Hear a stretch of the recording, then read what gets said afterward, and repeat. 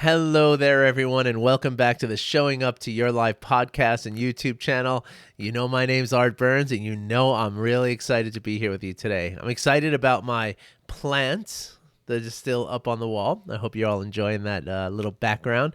I'm kind of shifting my position a little bit. I'm also trying to work with this microphone. I found in a couple of instances it's actually been a little too loud.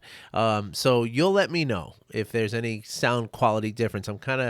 I know I've mentioned this before. I'm trying to find that perfect kind of, distance from the microphone that it's loud enough, but not too loud, not too like feedbacky, but is also clear and everything like that. So you'll let me know, please. I would love to hear from you to tell me how you what you think of not only the content but also the quality of the sound, and of course the the visual quality too. If you're enjoying my background stuff over here, the candle, the little drawings from my daughter, and my new plant, I would love to hear about that too.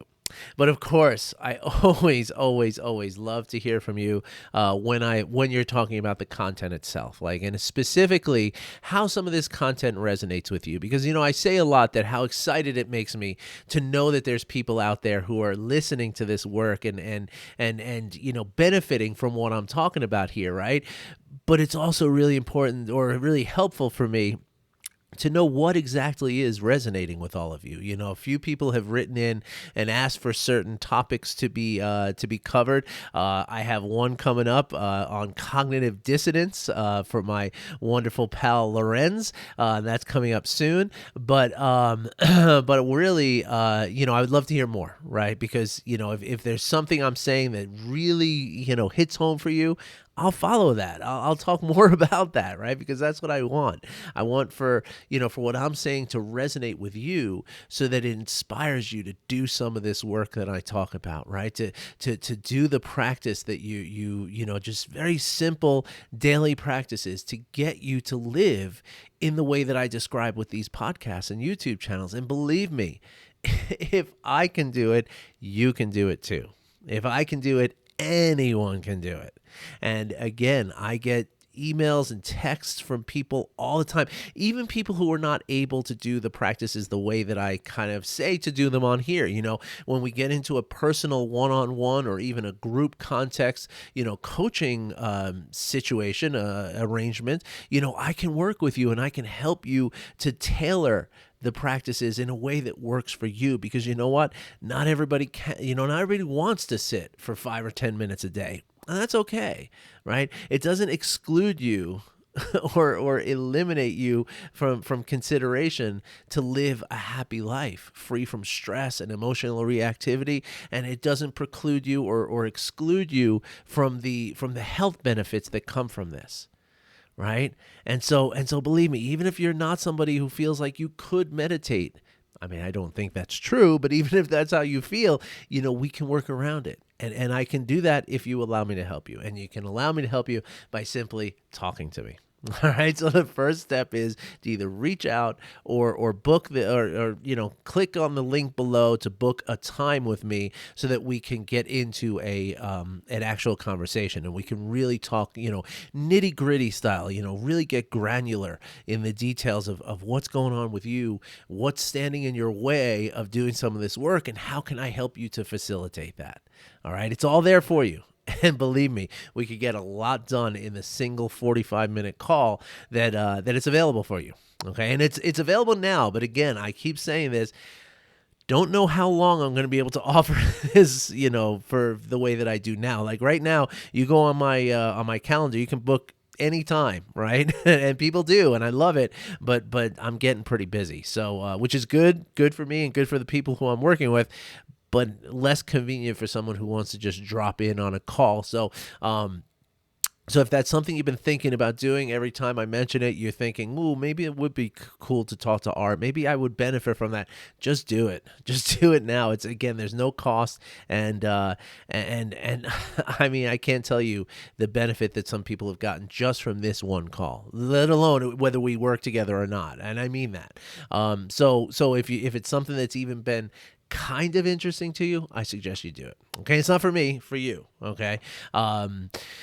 So By the way, we are starting. We're doing our not starting, but we're doing our weekly meditation, guided meditation and discussion. It happens tonight on Wednesday at 7 p.m. in the Mountain Time, which is 9 p.m. on the East Coast and 6 p.m. on the West Coast, with 7 o'clock in the Central Zone. And then on Saturday morning, we are doing our usual, the same kind of thing, but just on Saturday morning instead of Wednesday night, And the Saturday morning one, though, there is a little bit of a difference. It's more sort of angled towards the real Buddhist traditions and philosophies, right? You won't hear me talk much about Buddhism except in example kind of things. I don't know the terms of Buddhism. I don't know the different, all the different details and stuff. But my partner in mindfulness, Adam Asdell, he does know all that. He's a very seasoned Buddhist practitioner and teacher. He's a great guy. And so on Saturday mornings, he leads the group, and it's more of a, it has more of a Buddhist feel to it. So whichever you're interested in, or do both, it's totally free. You go up to Meetup and you just, register for it, and you get the reminder emails, the whole thing. It's a super awesome system. And so that happens tonight and Saturday. So you're more than welcome to join us. Okay. Completely free. And then we're also going to be, announcing officially, we actually put it in the podcast, which is dropping tomorrow, where we first started talking about it. But in the coming days and weeks, we're going to start talking more and more about the fact that we're gonna actually start a little mindfulness intro to mindfulness group, like a group coaching, group teaching kind of thing. I'm going to host it. It's going to be 6 weeks long. Going to give you everything you need to get started on this process. Just a lot of the same stuff that I talk about here, but it's going to be more in a formal setting and with actual practices. And so it's an hour-long call once a week. It's going to be every Monday night for 6 weeks. And generally speaking, when I do my coaching with people, the first 6 weeks of the coaching is really instructional, right? We go over different practices. We go over, not only do we go over the practices themselves, but how to do the practices, right? Like how to maximize the time, how to fit it in with your schedule, all that kind of stuff. So it's very instructional. This is what I normally do with my clients. The first 6 weeks, again, are very instructional. And then the second 6 weeks, or more, it becomes just really like coaching, the true coaching, like, okay, how's it going? What can I, talk to me, what's happening, kind of thing. And who knows where those conversations go. And that's where the real powerful stuff happens, as a coach, in a coaching, kind of, relationship. But the teaching part of it is all, very front heavy, right? So that the idea is that you're going to be doing those practices as I'm coaching you, and those two things kind of meet in the middle and go really well. And it really works well. So I'm basically taking the first half of that and offering it as a group thing. Now, whether we extend that to be more weeks of coaching after that, we're going to see what happens. But right now, it's scheduled to be a 6-week course. It's going to start in about 2 or 3 weeks from now. You'll hear more about it. But if you're interested in that, I encourage you to join the meetup and look at it there. Okay. I'm also going to be launching a separate program. Probably by the end of this month, I'm going to launch it. It's going to be a 12-week program that's going to really focus on anger. Right? Because anger is a very powerful emotion, and it tends to be an emotion that kind of, it has this self-feeding kind of a feedback loop feel to it, right? And there's a lot of confusion about what anger really is and how it really works in the body and all of that, and how we can transform it into something that's more useful for us. And so that's all what we're going to be covering in this other upcoming course. So there's a lot of great, exciting stuff. You'll hear more about it as we go. I just want to kind of, plant the seed and let you know. All right. So today, though, I want to talk about intuition, right? And I want to talk about intuition in the context of generational cycles. All right. Now, I know that's a lot, so let's break it down. Okay. So let's see. So intuition, right, is that gut instinct, right? And I'm going to tell you a great story about an experiment that was done at the University of Iowa about gut feelings and gut instinct. It's really, really powerful and very kind of mind-blowing in how powerful this is. But the idea of intuition is this innate knowledge that we have, and we do, right? Like you have certain understandings of the world that precedes this sort of programming that I talk about here a lot, right? When we talk about programming, right, we talk about the first like 6 or 7 years of a human being's life is spent, programming, right? In those first 6 or 7 years, while your brain is forming and it's under this huge construction, right? It's literally being built out of practically nothing and being built up into the fully formed, fully mature, intelligent brain that you have in your head right now, right? But while all this construction is going on, is a massive, huge undertaking inside your body. But while that's happening, right, you're also kind of developing what you might call your worldview, right? Like just sort of, how you see the people around you who you trust and know and are connected to, right? Which is generally speaking the caretakers, the maybe extended family if you spend a lot of time around your extended family, and or the teachers and coaches and friends and friends' parents and all that. It all kind of comes in, right? But generally speaking, we're going to look to those people who we admire and trust, right, and for whom we are connected, and that's really that core of your immediate family and your caregivers, right? So your parents, your grandparents, maybe siblings, that kind of thing. And what you're doing in those first 7 years of your life is you're just watching how people interact with each other, right? And again, when you're looking at those people who you trust and seeing like, oh, okay, this is how, like my mother, for instance, when I thought when I was like 7 or 8 years old, I thought driving included like flipping people off, because that's just how I watched my mother do it for all those years. And lo and behold, ironically, I know it's kind of crazy, but I grew up with extreme road rage issues. Curious, huh? Yeah, not very surprising, actually. And so that's the sort of beginning of your life programming. But there's innate knowledge that even predates that, right? It kind of there's a certain amount of knowledge that you come into this world possessing, right? And that's the sort of gut instinct that we talk about, right? Now, where does this come from? Right? And this is really, really interesting stuff here. So first of all, we in order to talk about this, pardon me, in order to talk about instinct or intuition rather, and especially as it comes from an intergenerational kind of passing of knowledge, which is really how it works, right? And in order to talk about that, we have to first talk about the nervous system, right? And what the nervous system is all about, right? So what happens in the body, right, is every thought that you have, right? Like right now, like let's say you're thinking about this plant above my head and to my right, and not your right maybe, but my right, which is this camera flops everything around, so I'm always backwards. But anyway, I go to scratch my itch and I'm scratching the wrong eyebrow, and it's so weird. But anyway, not that you needed to know that, I'm sorry, but so every time you have a thought, right, just sitting there right now, like looking at my plant, and you're thinking, wow, I really like plants. I should have more plants in my life. It looks really refreshing to have plants. Which it is, by the way. But as soon as you have that thought, right, whether it's about a plant, it's about one of your children, it's about a friend, it's about your job, it's about your, the traffic that you're seeing today, it's about what you're going to wear today, it's about your music, it's about whatever, right? Every time you have a thought, right, a thought is nothing more than a little kind of electrochemical reaction between multiple neurons in your brain where they kind of connect to each other for a moment and they say, boom, boom, boom, this is our thought, right? And that's what you perceive as this thought, right?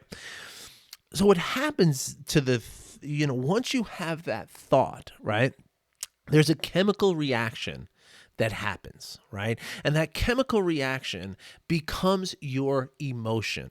Right now, I'm speaking in very general terms here. If you want to really geek out on this, I will send you some information. We can get into a conversation.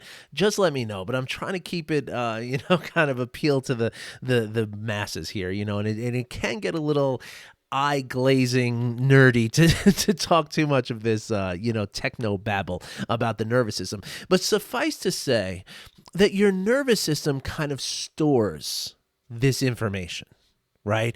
And it does so for a very specific reason, right? Because as you experience emotions, right? Remember, your emotions are there for a very specific reason, right? Not to ruin your day, not to create havoc in your life, but your nervous system, your emotions, sorry, are there to keep you safe from the things that you fear and to attract you to those things that you love, right? That's really specifically what your emotions are there to do, right?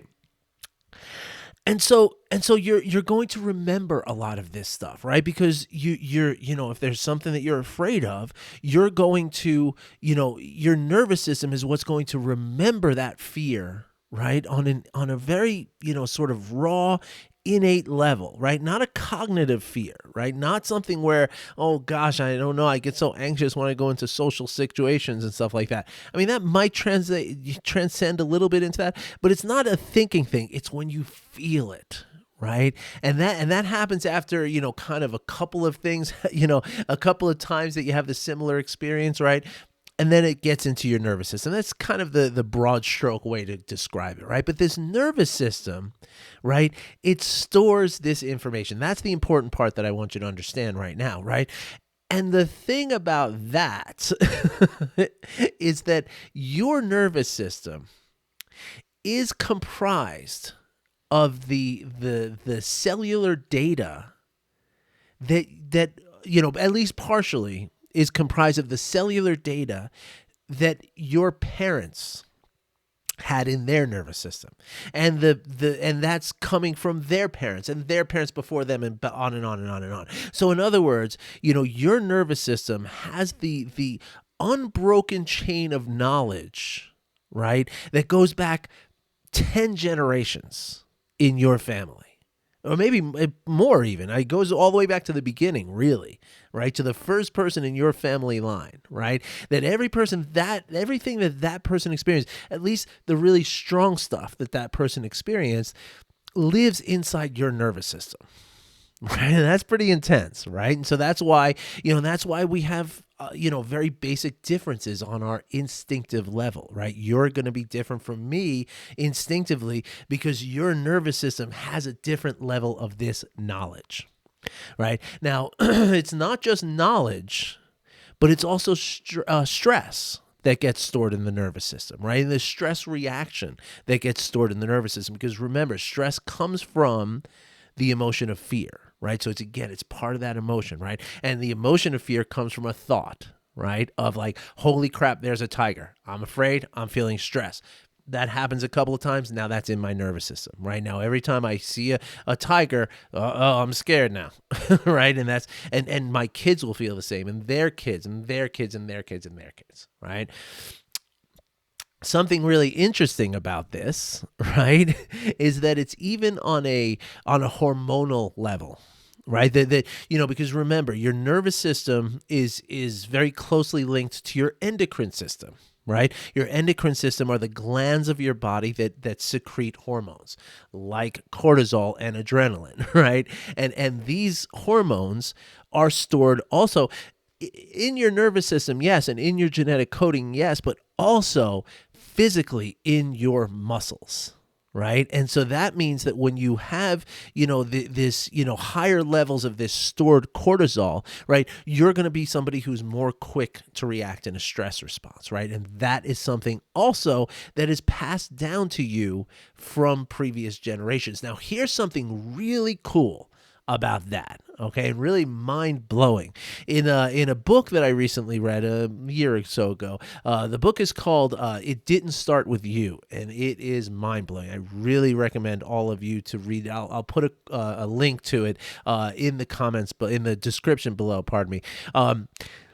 But one of the things that this person, this wonderful author, there's a lot in this book. I mean, it's an interactive book too. There's like journaling exercises and stuff. It's really, really kind of very powerful in examining some of your intergenerational, trauma, which is part of the intergenerational cycle that I'm talking about here, right? So you have some happy parts of your generational, understanding and knowledge in your nervous system, and you also have traumatic memories and information, right? And it's all in there, right? But here's something really fascinating. So the human body, right? When a female human is in the womb of her mother at about 4 months of gestation, right? So in other words, when your mother was 4 months pregnant with you, right? If you're a woman, every single ovary that you are going to create, right, or every single ova, I guess I should say, or ovum that you are going to create is already stored in your fallopian tubes at 4 months of gestation. And what that means, okay, and this is really a very intense kind of concept. What that means is that, like, let's say your grandmother, right? When your grandmother was 4 months pregnant with your mother, the egg that wound up becoming you was already in your mother's body. And so therefore, whatever cortisol and adrenaline and many other things, but whatever your grandmother was experiencing on a hormonal chemical level, right, is stored in your body, right? That's intense, isn't it? And so there's something real here, right? There's a real connection. And the same is true for sperm cells, by the way, right? Like a man's sperm cell also carries this genetic code. I mean, we know that the genetic coding is in there, but it also carries this sort of, chemical memory of what, so in other words, and that's something I've talked about here on this podcast before. I want to hurry up here because I have another really cool story to share with you. But, I've talked about this, how, like, for instance, my grandparents, right, all grew up in the Great Depression, right? And so there's no mystery that money was always a weird thing in my family, right? But like as an innate thing, right? Like I've grown past what I dealt with as a kid and stuff, but yet these habits are still there, right? That's what this is, right? There's a habitual knowledge that is stored in me based on what my grandparents experienced when my mother was in my grandmother's womb, right? Or my father in my other grandmother's womb, right? And that's pretty intense, right? And so this is something that, remember I talked about a couple of weeks ago, the vagus nerve, right? This vagus nerve is something that connects the brain, the heart, and the gut, right? All three of these, by the way, have neurons, right? They're all comprised, they at least include neurons, right? Your brain has the most neurons, right? Your brain is basically just a cluster of neurons, right?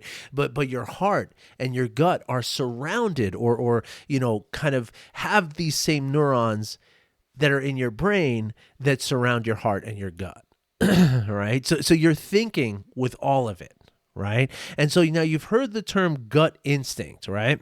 So in I don't remember the year. I think it was somewhere around 1993, if my memory serves me correctly. But in his book Blink, Malcolm Gladwell tells this story, and so you can look this up. You can probably YouTube it. He's probably done a talk on this. But it also appears in this wonderful book called Search Inside Yourself, which was one of the first books that I read like 8 years ago, preparing to become a mindfulness teacher. So it's a really good book, by the way. But anyway, this study that was done, right, in the University of Iowa, right? They took, hundreds of students and lined them up as volunteers. And basically the experiment went as follows. So you had 4 decks of cards laid out on the table in front of you, right? 2 of the decks were red, 2 of the decks were blue, right? Now, what the volunteers did not know is that the 2 red decks were fixed, right? They were rigged so that you couldn't win with the red decks. Now the game was something very simple, like you turn over a card. If it was higher than the last card that you drew, you won a nickel. If it was lower, you lost a dime, something like that, right? And it's very, very basic, concept, right? And so what happens is, right, you literally could not win with the red decks. You could only win with the blue decks, which were just regular decks right out of the box, right? Unwrapped, shuffled, put into the game, right? So what happened is that after about 50 draws, right, after you drew 50 different cards, which means like 12 cards out of every, each deck on average, right? But of course you're doing it randomly based on your gut instinct, right? After about 50 pulls, right, people, realize that, okay, something's wrong here, right? I don't know what it is, but I feel like I only win when I do the blue decks, right? After 80 pulls, another 30 pulls after that, then okay, yeah. Now I'm sure. I know that these red decks are just they're fixed, right? I'm never winning with the red deck. This game is phony, right? So it took 80 cards for most people to, on average to realize that, right? After 50 cards, there was some inkling of this knowledge, right? But here's something really cool.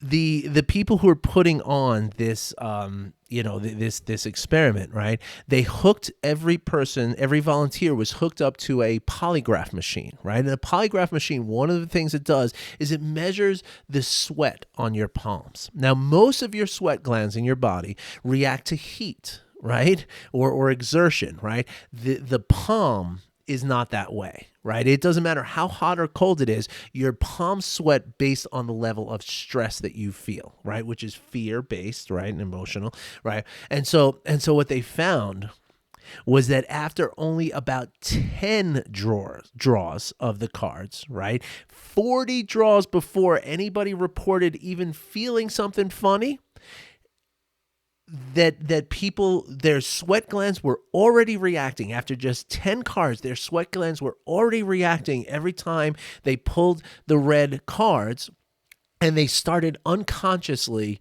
favoring the blue decks, right? So that is a great example of what we mean by gut instinct, right? Now, whether that's tied to something generational, that's impossible to say. We don't know that, right? And that's not what the point of this particular study or experiment was doing. But what the experiment shows us, right, is that it's not just here that we're thinking, right? And in fact, this thinking can often get in the way of the true knowledge that we possess, right? And this true knowledge exists in your nervous system. Right? Because remember, the thing that's reading your gut is the vagus nerve, which is part, of course, of your nervous system, right? There's many different parts of your nervous system, and I'm very simplifying this. Again, if you want to geek out, the difference between the autonomic nervous system and, I could definitely talk all day about that. But the fact is, right, that this knowledge is there, right? And so what mindfulness practices, all the practices that I talk about here, and all the ways of living that I talk about in these podcasts and in these YouTube videos, right? What this is doing, right? What this practice and this skill that we build is doing is allowing us to listen to this part of our knowledge, our innate knowledge, right? Listen to your gut instinct. Listen to your heart instinct. Listen to your nervous system instinct, right? But be able to discern between all of them, right? What that means is that not everything that your grandparents and your great-grandparents and everybody else has passed on to you is necessarily going to serve you, right? Some of it actually might be quite detrimental to your way of living and your happiness.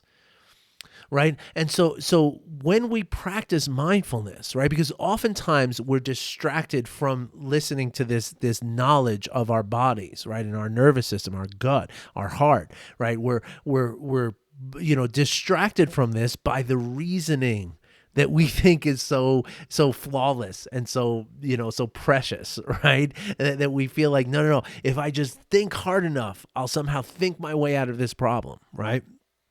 But a lot of times the answer is to quiet this action, right? Or better yet, not quiet it, but just let it do what it's doing and let ourselves focus in on our bodies, right? That's what we do when we do meditation, right? And what we're doing when we focus in on our bodies, we're listening. We're listening to that language of our bodies that our brain doesn't understand, right? It's like you can't put it into words, but you feel it. And that's why they call it a gut instinct. So I just wanted to share this with you because I wanted you to know that it's out there, right? Like this is a thing, right? It's not, and the more we can understand this, not from a scientific view like me and the geeks who are going to call me and ask me to nerd out on this with them, but really just understanding it from a feeling standpoint.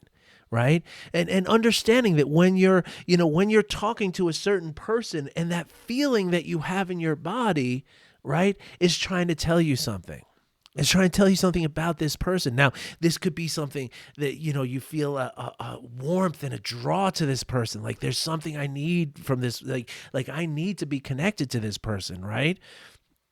Or like the card game, you might feel an instinctive like, okay, there's something I don't trust about this person. There's something that just doesn't feel right, right? Well, when we can listen to that, but again, listen to it with discernment, right? And knowing that sometimes it's going to be misleading. And sometimes we need to override it with our thinking mind. But the beautiful thing is, and the reason why I bring this up, and the way that it connects back to mindfulness, is in the sense that by bringing the awareness that it's even there, gives us the information that we need to make this discernment. Right. And again, sometimes it's something you really want to listen to. And sometimes it's something that you want to listen to, but you don't want to follow. Right. And then there's sometimes where you want to listen to it so you can say, no. I'm breaking this generational cycle right here. It stops with me. And my children are not going to keep going with this. Right. Like my mother's road rage. Right. When somebody cuts me off on the road and I'm in the car with my kids or even without them, if I'm alone, silently, I'm wishing the person compassion. And if people like my kids are around me, outwardly, I'm wishing that person compassion. And I'm saying things to my kids like, gosh, did you see how the way that person's driving? I wonder what's wrong. I hope they're okay. I hope that nobody's hurt. I hope they're not in any kind of pain. And if they were, I wish I could help them.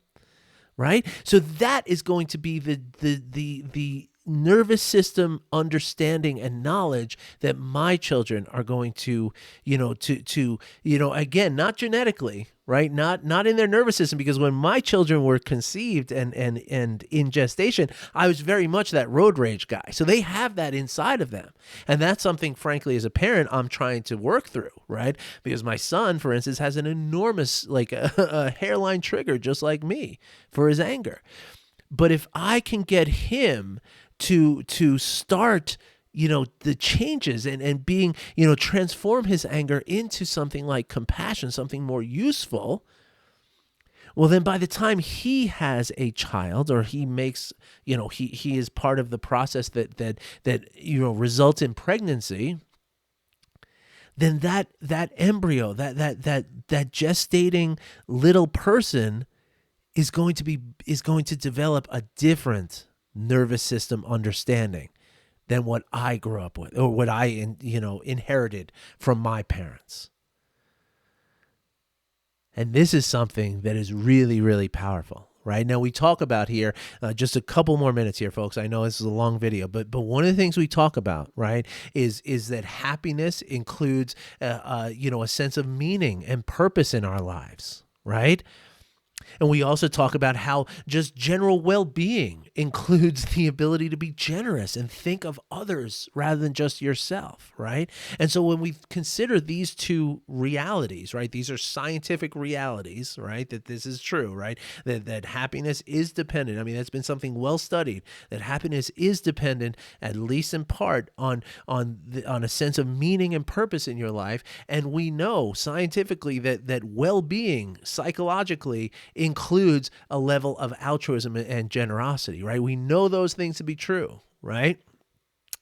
So therefore, by simply doing this work every day and literally sitting for 5 minutes a day or figuring out other ways to do it, right? And figuring out other ways to do the practice, right? But simply by working on yourself in this way that I talk about here, and in the way that I worked on myself, and the way that 20 people right now who work with me are working on themselves, right? What we're doing is we're practicing altruism. We're practicing generosity. We're practicing happiness because we're bringing a sense of meaning into our lives. Because by working on myself, I am impacting many generations behind me. Not just my son and daughter, their kids, their grandkids, their great grandkids are all going to be impacted by the work that I do this morning.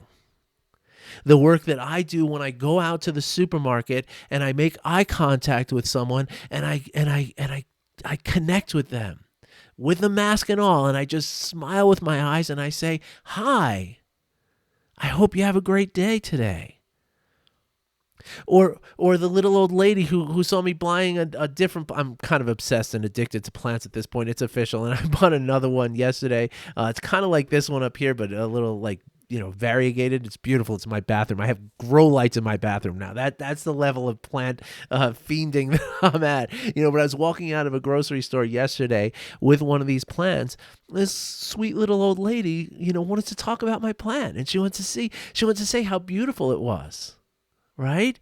And she just wanted to spend a few moments talking about it. Now I could have thought, well, I got to get home. I got to make dinner for my kids, which was true, right? I got to get back to work. I don't have time for this. I don't know you. Who are you? Please let me go, And that would have been okay. Like, there's nothing wrong with doing that, right? But it's not altruistic, and it's not generous, and it doesn't really speak to any level of meaning in my life. But when I stopped and I spoke with that woman for about 2 minutes about my plant and how happy I am and how happy the plant is and how beautiful and how they have more right over there on the shelf for only $12, right? Like, that little conversation, it meant something, right? And it's something that's important. And that interaction lives in my nervous system. And that is what I will pass along as my legacy. Right?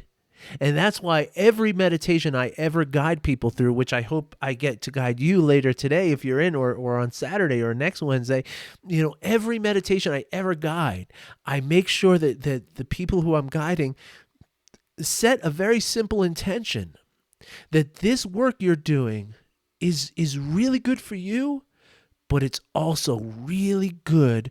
It impacts the people whose lives you touch every day. From the closest loved ones to the most anonymous stranger, i.e. a little old lady at King Soopers, while I'm holding a $12 plant and spending, maybe 90 to 120 seconds talking to this woman, right? It matters. And again, this is what is stored in my nervous system, right? And this has become the natural inclination because I've practiced it, right? And that's how simple it is.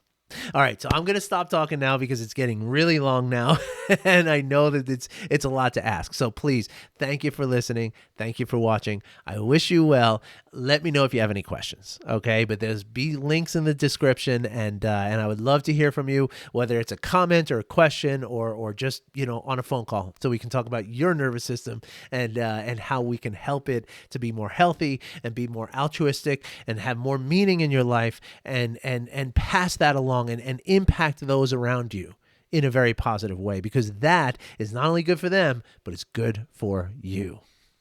All right, everybody. Thanks again. I'll see you later. Bye-bye.